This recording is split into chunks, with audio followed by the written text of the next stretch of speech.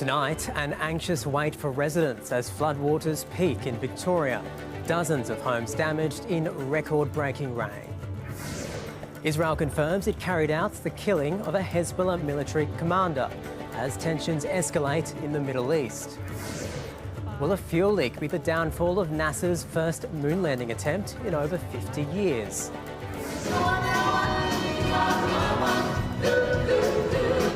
And just in time for those summer nights, Grease the Musical returns to Australian stages. I'm Naveen, Razik, and this is SBS World News.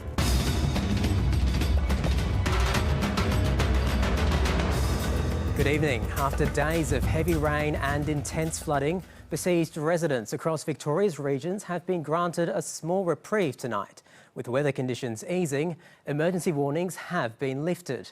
During the day, residents of Rochester, Seymour and Yea among those told to evacuate as floodwaters peaked. For central Victorian residents, they are deeply unsettling scenes. Their streets once again inundated as floodwaters burst riverbanks. Just Mother Nature showing us who's in charge. Yeah, all we can do is clean up and get on with it. The impact of the spreading flash flooding felt hardest in Rochester, Seymour and Yea, towns in the valley of the Goulburn River. As floodwaters surged, a woman in her 70s was saved from the torrent when Mitch Smith used a makeshift strap to bide time for up to an hour until her rescue. If it was my grandma in the car, I'd hope someone would do the same thing. The Victorian Premier was in Seymour, where flooding peaked at 6.8 metres. Her thoughts with the country towns impacted, where many are still recovering from devastating floods 2 years ago. As the community is being faced with an emergency situation, the community, the volunteers all pull together. Around 2,000 Hazaras live in the nearby town of Shepparton, which is predicted to flood in the coming days. At this mosque, State Emergency Service advice and warnings translated to Hazaragi will be distributed to the community. We share the information through the mosque. We put the notice that translated information. Then the people can come and read that information in their own language. While Shepparton braces for the worst of the flooding in the coming days, upstream in the town of Murchison, the Goulburn River has already burst its banks. The SES says residents are prepared, but many are still feeling the impacts of the 2022 floods. You can understand they had a real big flood in 2022 that impacted a lot of properties, impacted them, and they're still nervous about it. The cabins of a holiday park among those once again waterlogged. At least 20 properties have so far reported flood damage. It's been taking us 4 to 6 weeks a cabin to reopen and costing a lot of money as well. Those with homes and businesses impacted now able to access emergency payments, but more financial support won't be pledged until floodwaters recede. Our thoughts are with the people of central Victoria at the moment. That we will push the federal government for a fair share of funding for affected communities. With towns still on alert as the flood watch continues, the Prime Minister will travel to Victoria tomorrow. That story from SBS reporter Tice Accusey. And in parts of far north and southeast Queensland, a massive recovery effort continues after devastating flooding and storms this summer. 2 Army Chinook helicopters and a landing craft will be deployed to assist the clean-up in the remote Douglas, Cook and Wudjil regions. Further south on the Gold Coast, Prime Minister Anthony Albanese pledged a further $20 million from the Commonwealth to aid the clean-up in the state's southeast. With the ADF already deployed, the PM is considering establishing a separate organisation to respond to natural disasters, warning they will become more common. The science told us that climate change would mean there would be more extreme weather events and they would be more intense. The damage bill from disasters in Queensland alone, an estimated $2 billion. Overseas now, and Israel's Foreign Minister has confirmed the country was behind the killing of a senior Hezbollah commander in Lebanon. It's raised fresh concerns over further military escalation on the border between Israel and Lebanon. Israeli Prime Minister Benjamin Netanyahu has said he would prefer not to engage in a wider campaign against the Lebanese militant group, but he says he is prepared to start one if necessary. Interrupted during a campaign speech, US President Joe Biden told protesters that he's been quietly working with Israel to significantly get out of Gaza. Another assassination on Lebanese soil and potentially another step towards a wider conflict between Israel and Hezbollah. In the vehicle was Wissam al-Tawil, a commander of the elite Radwan force and the most senior member of the Iran-backed group to be killed since fighting began. Israel continues to target Hezbollah positions in southern Lebanon, and Hezbollah continues to fire into northern Israel. Benjamin Netanyahu meeting troops in the evacuated city of Kiryat Shmona, suggesting the back and forth cannot go on indefinitely. נתנו לו דוגמה מה קורה לחברים שלו בדרום, וזה מה שיקרה פה בצפון. אנחנו נעשה הכל להחזיר את הביטחון. In Gaza, the IDF claims to have begun a less intense phase of its operation. The spokesperson telling the New York Times the war has shifted from a large-scale air and ground campaign to more targeted operations. It's clear to destroy Hamas's military machine, it will take time.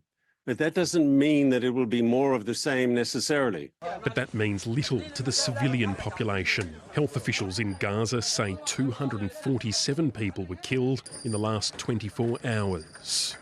صوت انفجار قوي جينا نجري لقينا الجيب زي ما انت شايف في طحين وفي بندوره والله بس محمد وفي لحمه في يعني قوت يومهم اليومي لا في صواريخ ورايحين يضربوا صواريخ وناس عزل. The King of Jordan calling for an immediate halt to Israel's campaign, highlighting the number of children killed. The Hamas-run health ministry puts the figure at 9,600. Of those who have survived, many have lost one or both parents, an entire generation of orphans. How can indiscriminate aggression and shelling bring peace? US Secretary of State Antony Blinken has arrived in Tel Aviv, where he's meeting Israeli officials, having spent the previous 2 days speaking with Arab leaders. No one I talk to thinks any of this will be easy. All recognise the hurdles, and no one thinks that anything will happen overnight. Back in the US, the president was confronted by pro-Palestinian protesters. Joe Biden seemingly confirming reports the US has been telling Israel to wind down its offensive. I've been quietly working with the Israeli government to get them to reduce and significantly get out of Gaza, using all that I can to do that. Publicly, Israel says its mission will continue until Hamas is eliminated. But more than 3 months after the massacre which started this conflict and Israel's response, rockets are still being launched from Gaza. And there are signs of renewed tensions in the West Bank too, after Israeli border police killed 3 Palestinians during an arrest raid. Ben Lewis, SBS World News. A Chinese satellite has been launched over southern Taiwan's airspace, triggering island-wide emergency notifications to mobile phone users. Thank you. The gentleman in the middle. Earthquake. The message was sent from Taiwan's Defence Ministry, interrupting the Foreign Minister's press conference, warning people of an air raid alert and to be aware of their safety. Chinese state media confirmed the satellite launch, describing it as a complete success. NASA's first attempt at a moon landing in more than half a century looks set to fail due to what's been called a critical fuel leak on the spacecraft. The Peregrine lander, developed by US-based company Astrobotic Technology, was scheduled to land on the moon next month, but its initial lunar ambitions are now in doubt. 5, 4, 3... We have ignition. The US's first attempt to land on the moon in more than 50 years. And liftoff. A flawless launch. Heart is still pounding. It was excellent, and I'm so proud of all the work that the team did to get where we are. But hours later, a major setback. Astrobotic Technology, the private company that developed the moon lander, known as Peregrine, releasing this image that it says provides the first visual clue of apparent technical troubles. It looks like there's probably a problem with a fuel leak of some kind, which means it's probably not going to be able to actually land on the moon anymore. The company all but confirming that in a statement on X, saying, "We are currently assessing what alternative mission profiles may be feasible at this time." I guess the decision that needs to be made is to what to do next, whether to leave the spacecraft in sort of a stable orbit around the moon, whether or not there can be any useful data collected from there, whether to send the spacecraft off into space and it just floats off forever, or to actually try and do a hard landing, which is essentially a crash landing on the moon.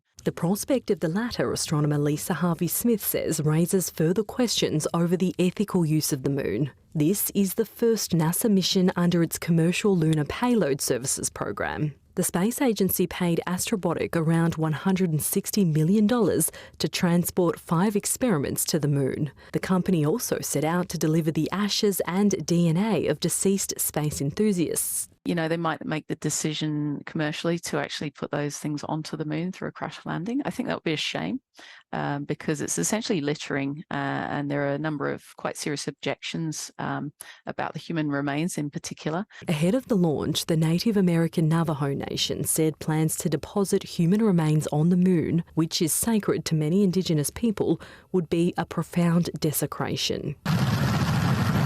Astrobotic had been aiming to become the first private company to successfully land on the moon, something only the US, Russia, China and India's space agencies have achieved. Each of these failures is an important step on our experience and understanding the challenges. A reminder that setbacks can be the key to progress. Abby O'Brien, SBS World News. Coming up, tributes for Germany's Franz Beckenbauer, one of football's all-time greats.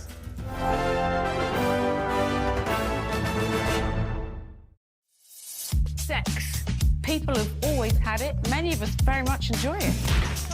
But how far do we really understand it? Sex, a bonkers history. Starts Friday 9:35 on SBS and on demand. There he is. Every episode. It's true. Every season. I know, and I'm loving it. Continue. It's a stupid sitcom. Scrubs. Stream all seasons free on SBS On Demand. Hey, Dave. Oh, hey. Are you and Jax doing the walk this weekend? Sounds great, but my legs are aching. You even kept me up last night. Well, remember my leg pain? I use Revitive. The drug-free solution. Revitive Circulation Booster relieves leg aches and pains, swelling and cramps. And it's endorsed by the Australian Physiotherapy Association. Coming through. Oh, someone got Revitive. Keep active with Revitive. Try Revitive with our 60-day money-back trial. Here you go, beautiful. Excuse me. Get another look with your New Year benefits. Get 2 designer pairs, no gap, with selected health funds. Should have gone to Specsavers.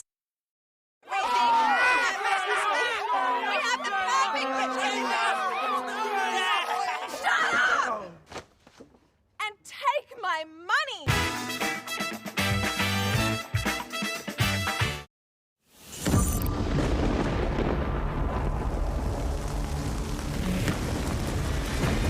I'm Luke Rome. Sorry to drop by so late. I'm here about the house. You're talking about haunted houses? I'm about one thing. Protecting the God-given, market-driven value of your property from anything in this world or the next. Plan not spook her out. I don't believe in ghosts. Neither do I. I just work with them.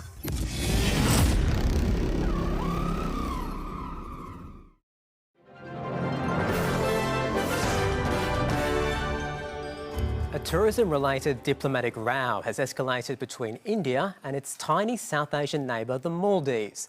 One of India's largest travel platforms has now suspended bookings to the Indian Ocean nation in the wake of disparaging comments by Maldives officials about Indian Prime Minister Narendra Modi. The Maldives, a land of sun-kissed islands and luxury resorts. Huge neighbour India contributing much of the tourism that accounts for 1/3 of the economy overall. But as tensions rise, this major New Delhi booking platform, which says it has nearly a quarter of the market, is saying no to promoting the Maldives or issuing new bookings. So we are letting go of this business as an opportunity to promote our homegrown destination like Lakshadweep.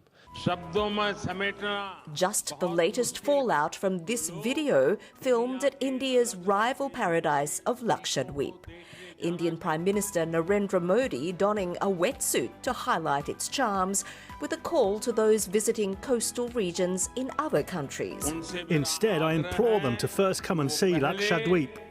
It drew this response, now deleted from the social media platform X, formerly Twitter, from Maldives official Mariam Shiuna. What a clown, she said. The puppet of Israel, Mr. Narendra Modi, diver with life jacket. The Premier also labelled a terrorist in the tweets by the 3 now suspended officials. An outraged New Delhi summoned the Maldivian envoy, while on social media, among the prominent Indians to voice dismay was Bollywood star Akshay Kumar. "I've visited the Maldives many times and always praised it," he said, "but dignity first. Let us decide to explore Indian islands and support our own tourism." And some on the beaches of southwestern Goa seem happy to. I didn't visit Maldives, but, being an Indian, born and raised in India, definitely my heart goes for India. New Delhi and Male have been close, but relations have become tense since President Mohamed Muizzu came to power in November on a promise to ask the 75 Indian troops stationed in the country to leave. He's been seen as pro-China, now a massive investor in the Maldives, which is a politically unstable country caught up in great power rivalry in this key geopolitical region. This week, Mr. Muizzu visits China for his first state trip abroad over the Maldives' traditional choice, India. Raina Sarampayat, SBS World News. South Korea has passed a bill to outlaw the country's dog meat industry. The centuries-old practice of eating dog meat became a subject of national debate in the country. Recently, it's fallen out of favour and is now rare, especially among young people. From 2027, those found guilty of raising or slaughtering dogs for meat or selling the product could face jail time. The bill doesn't include any penalties for eating dog meat. Norwegian right-wing extremist and mass murderer Anders Breivik has launched his legal bid to sue the state. Appearing in a makeshift court in his prison gym, Breivik's lawyers had argued his prison conditions violate his human rights. His lawyer told the court he has been isolated for 12 years and lives in a completely locked world. The 44-year-old killed 77 people in a bombing and shooting rampage in 2011 in Norway and was sentenced to 21 years detention. Family members of victims observing proceedings say he should never be released. The family of a Sydney man stabbed to death in 1999 has made an impassioned plea to find his suspected killer, who's thought to be hiding out in Greece. James Delamangas, who the AFP describe as one of Australia's most wanted fugitives, has been on the run for 25 years. And police fear time is now running out to catch him.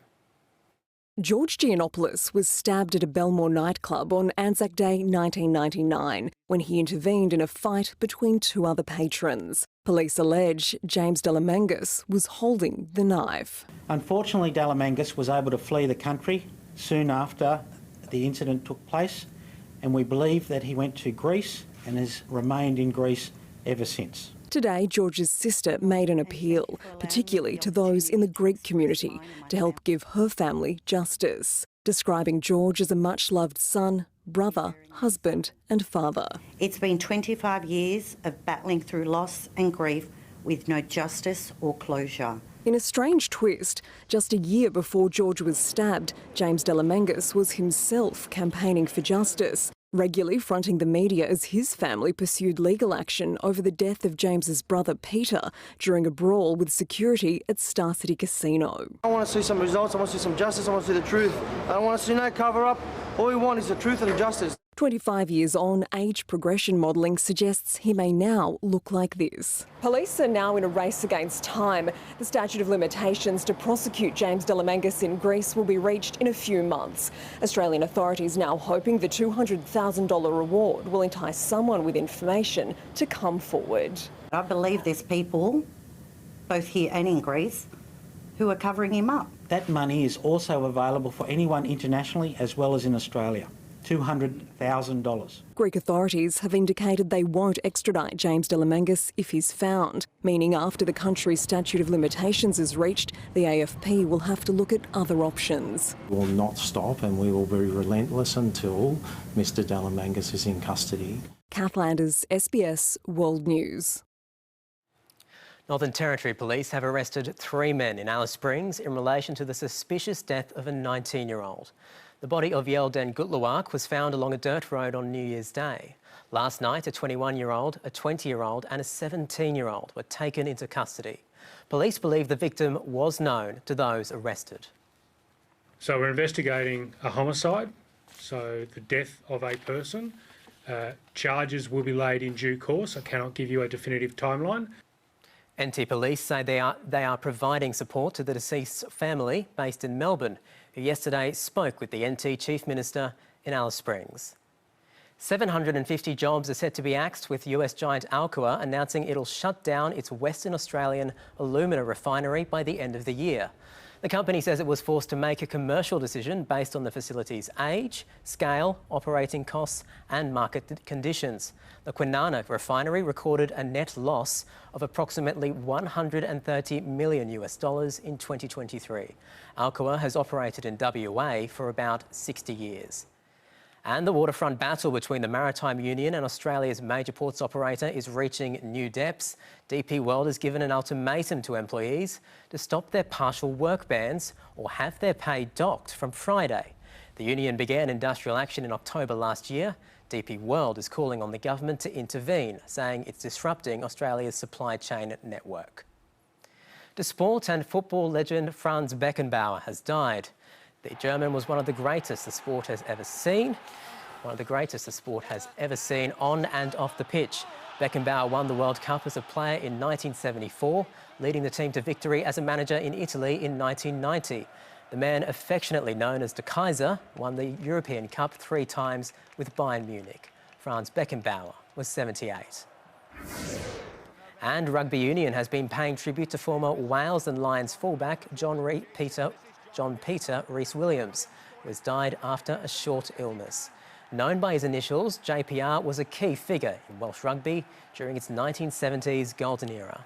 During a 12-year international playing career, JPR Williams helped his country win the Five Nations Grand Slam 3 times. An orthopaedic surgeon by profession from the Welsh town of Bridgend, JPR Williams was 74. Coming up, the weather and... you better shape up. Greece heads back to the Australian stage.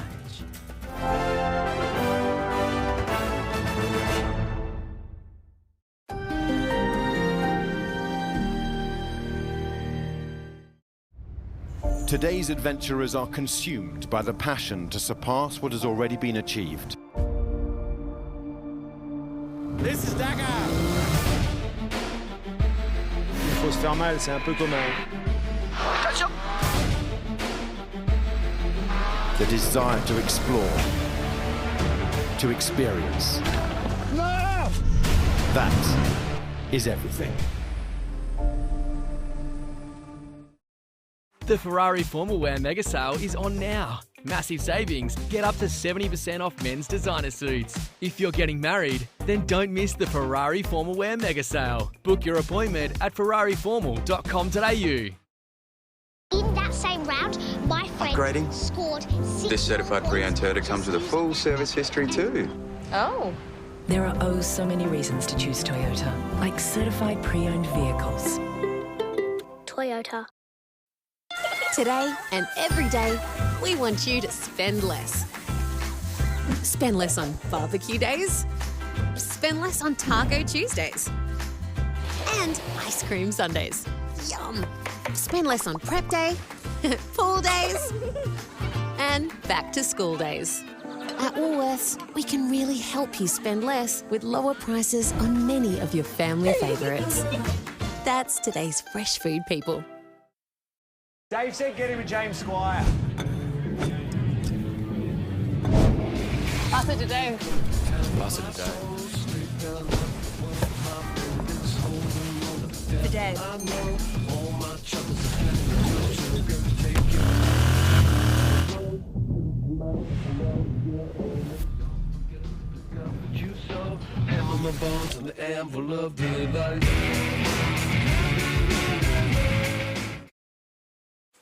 Around here, bushfire is just a part of life. We've been through it before, and we'll get through it again. The people here all look out for each other. We're a community that does its bit to plan and prepare, to keep everyone safe. We live with bushfire, so we live bushfire ready.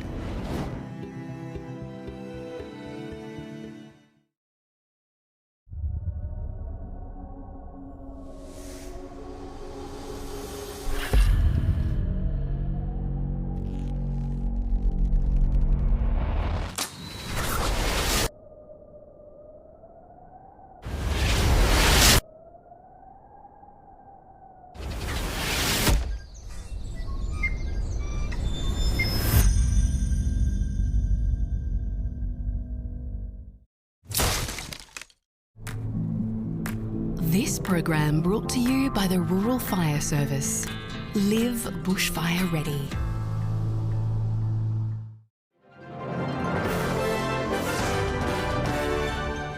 The weather forecast now in the major centres: partly cloudy in Sydney and Canberra, sunny in Melbourne and partly cloudy in Hobart, partly cloudy in Adelaide, sunny in Perth, showers and a possible storm in Darwin, a shower or two in Brisbane. Looking further afield, showers in Apia, showers for Port Vila, thunder in Nandi. In Southeast Asia, partly cloudy for Bangkok with a top of 36 degrees, thunder in Kuala Lumpur. Further north, drizzle in Tokyo, partly cloudy in Hong Kong, rain in Hanoi. Heading west, showers in Beirut, a few showers in Baghdad as well, fog for New Delhi. To Europe, snow in Moscow with temperatures as low as -9 degrees, partly cloudy for Berlin, fine in London and Warsaw, partly cloudy in Kyiv.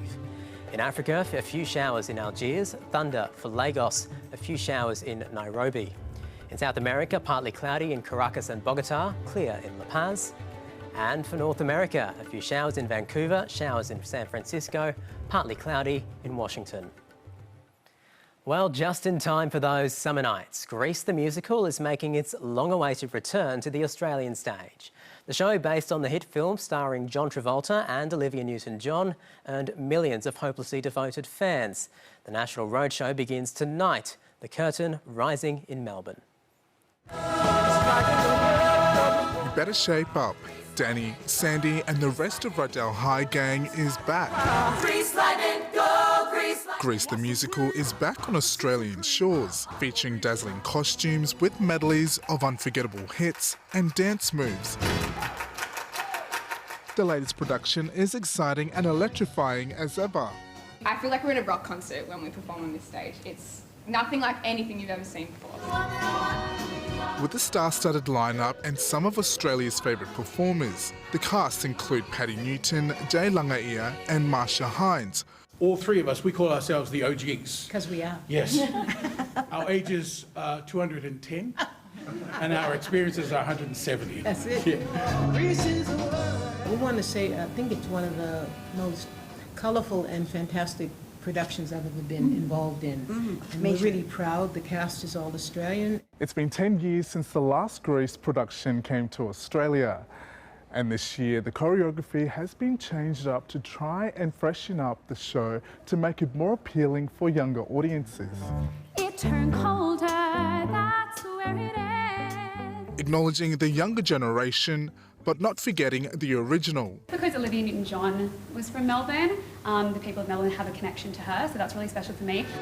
The show will also head to Sydney later this year. Marcellus Nlunga, SBS World News.